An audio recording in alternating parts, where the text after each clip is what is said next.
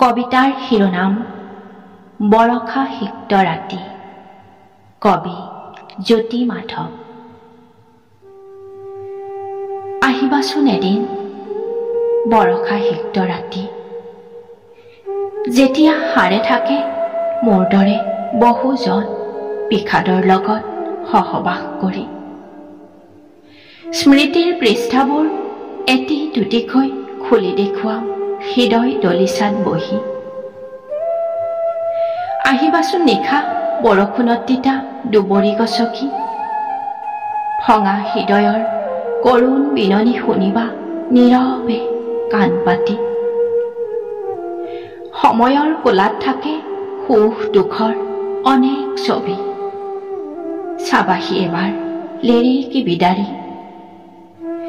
চকুপানী অবিহনে নিজৰ বুলিতো একোৱেই নাই, সুখৰ ছবিখন ধূসৰ। নিশা নাহে টোপনি, আপোন মানুহেই অচিনাকিৰ দৰে জনমানসত কৰে ধেমালি। দুখ যন্ত্ৰণাৰ মাজত অভিহাৰী সময়ৰ পলবোৰে কৰে আমনি। হেতেলিত মুখ গুজি বহুদিন নচুপিলো সমিধান বিচাৰি। কোনেও নুসুধে হৃদয় কিয় ভাঙে, টোকালেদি মাথো অশ্ৰুৰ ঢল নামে। আহিবাচোন এদিন মোৰ এই কথা ভাবি, একেলগে কটাম মনৰ কথা পাতি বৰষা সিক্ত এৰাতি।